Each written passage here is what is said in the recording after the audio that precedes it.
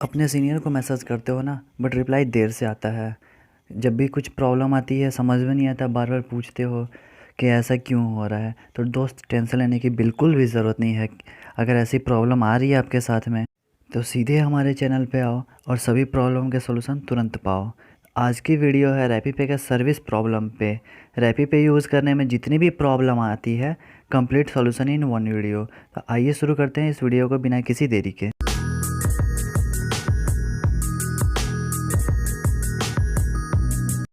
Start करते हैं first problem से, जो कि लॉगिन प्रॉब्लम है।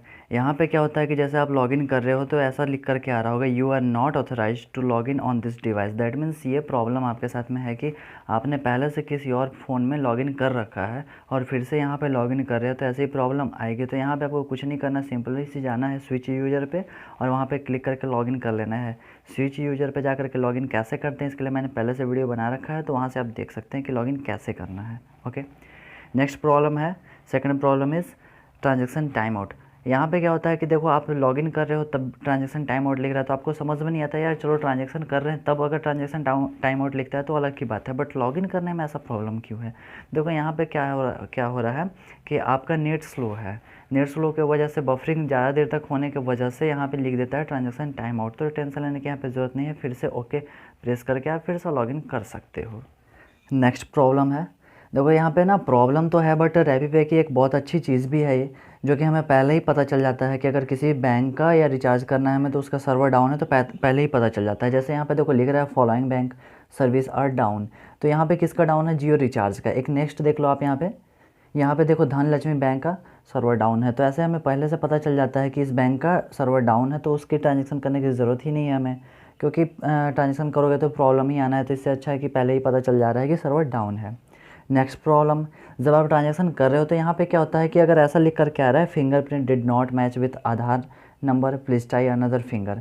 दैट मीन्स यहाँ पे ये हो रहा है कि आप किसी भी कस्टमर का फिंगर स्कैन कर रहे हो तो वो मैच नहीं कर रहा है, मे बी उसके फिंगर में डस्ट वगैरह लगा हुआ, तो आप फिर से फिंगर को वॉश कर सकते हो, धो करके सफाई करके फिर से रख सकते हो, या फिर आप दूसरे फिंगर को भी यहाँ पे यूज़ कर सकते हो।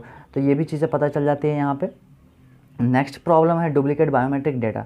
यहाँ पे क्या होता है कि जैसे आप फिर से बार बार रीस्कैन कर रहे हो सेम वहीं पे और उसको क्लोज़ करके फिर से ट्रांजैक्शन नहीं कर रहे हो, तो वहाँ पे ऐसा कभी कभी लिख देता है डुप्लीकेट बायोमेट्रिक डेटा। तो आप फिर से क्या करोगे, इसको क्लोज़ करके टैब को और फिर से ट्रांजैक्शन कर सकते हो।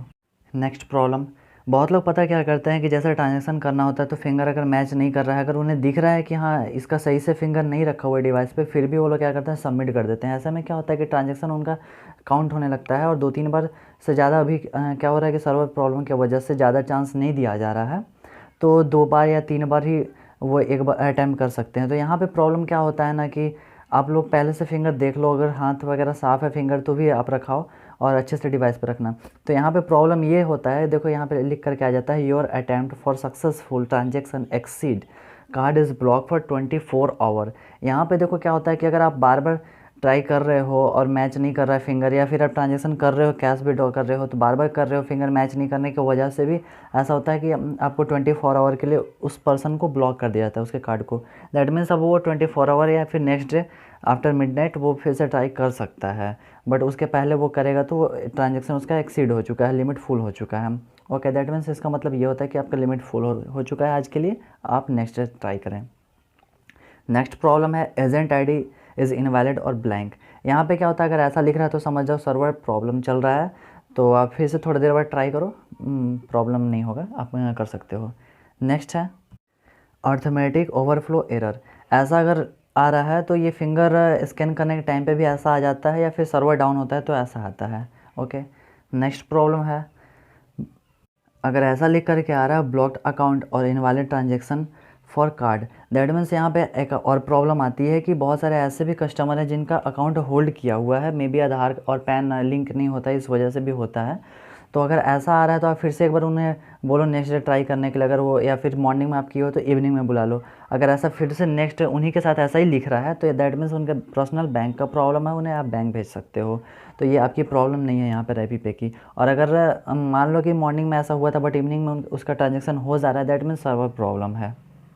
Next problem, we are expressing high volume balance inquiry is temporarily suspended, please try after half hour. तो यहाँ पे क्या होता है कि अगर आप बैलेंस इंक्वायरी कर रहे हो तो थोड़ा टाइम के लिए टेम्प्रोरी क्या होता है, उसे डिसेबल किया हुआ है, बैलेंस इंक्वायरी का सर्वर डाउन है तो ऐसा लिख रहा है, तो आधे घंटे बाद या 1 घंटे बाद आप फिर से उनका ट्राई कर सकते हो।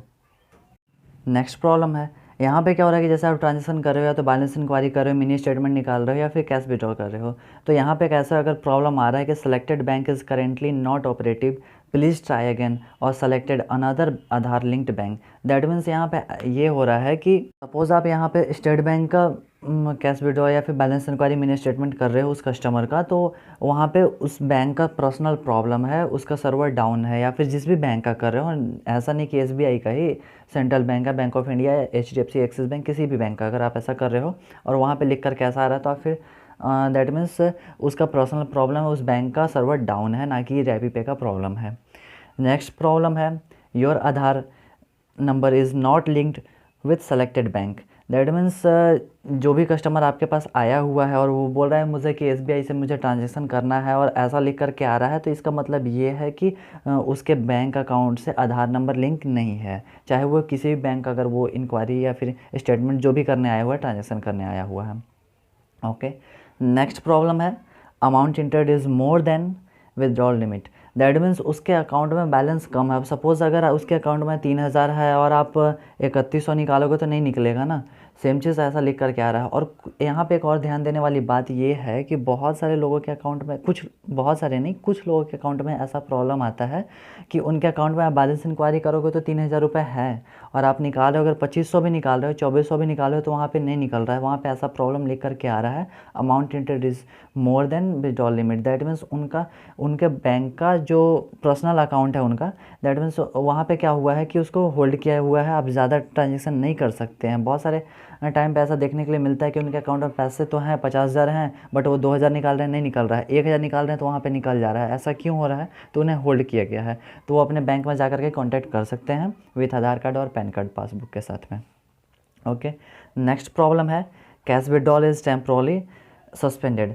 यहाँ पे क्या हो रहा है कि जैसे बैलेंस इंक्वायरी सस्पेंडेड था थोड़े टाइम के लिए, वैसा ही चीज़ यहाँ पे डिसेबल किया हुआ है कैश विड्रॉल। तो आप अभी पैसा कैश नहीं निकाल सकते हैं, ओनली इंक्वायरी या फिर मिनी स्टेटमेंट कर सकते हैं, क्योंकि अभी मे भी सर्वर मेंटेनेंस में है, प्रॉब्लम में है। ओके। और यहाँ पे ऐसा भी लिख कर के आया था, balance inquiry temporarily suspended. That means आप बैलेंस इंक्वायरी अभी थोड़े टाइम के लिए नहीं कर सकते हो। अगर वहाँ पे टाइम लिख रहा है कि आधे घंटे बाद, 1 घंटे, 2 घंटे बाद आप करो, तो मीन्स 2 घंटे बाद आपको करना है। या फिर अगर कुछ भी नहीं लिख रहा है तो थोड़े टाइम के लिए हो सकता है ऐसा प्रॉब्लम चल रहा है, तो कभी कभी ऐसा भी होता है 1 दिन 2 दिन भी होता है बैलेंस इंक्वायरी का प्रॉब्लम।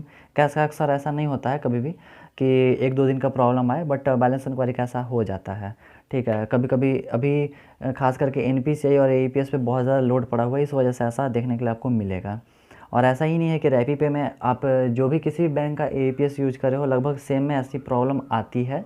और बैलेंस इंक्वायरी को बहुत सारे AEPS में भी डिसेबल किया गया है, जबकि रैपी पे में अभी ये इनेबल है। नेक्स्ट प्रॉब्लम है बैंक सेटलमेंट को लेकर के। जैसे बहुत सारे न्यू यूज़र हैं और वो क्या कर रहे हैं कि ट्रांजेक्शन कर लिए हैं, तो और अब वो क्या कर रहे हैं, बैंक सेटलमेंट कर रहे हैं। तो यहाँ पे एक प्रॉब्लम आती है कि बहुत सारे न्यू यूज़र क्या करते हैं कि ID उनका क्रिएट हो चुका है, आज क्रिएट हो गया, अब वो 10 दिन 1 महीने बाद से ट्रांजेक्शन कर रहे हैं। तो वहाँ पे कुछ टाइम के लिए उनका जो अकाउंट है, यहाँ पे अकाउंट उनका यहाँ पे हो सकता है रिमूव हो गया होगा।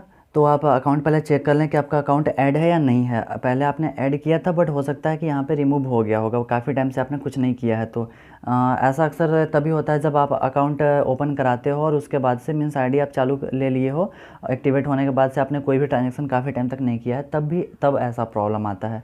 और अगर आपका वहाँ पर अकाउंट ऐड है, स्टेटस में पेंडिंग वगैरह या फिर डिनाई या फिर कुछ नहीं दिखा रहा है, वहाँ पे सक्सेस है, अप्रूव शो कर रहा है, दैट मीन्स सर्वर प्रॉब्लम है। आप थोड़े देर बाद ट्राई करो तो आपका सेटलमेंट हो जाएगा। आई होप अब आप लोगों को किसी से पूछने की ज़रूरत नहीं पड़ेगी, अपने सीनियर डिस्ट्रीब्यूटर किसी से भी, कि ऐसी प्रॉब्लम क्यों आ रही है। तो फ्रेंड्स, अगर आपको वीडियो अच्छी लगी तो please like, comment, share and subscribe करना ना भूलें।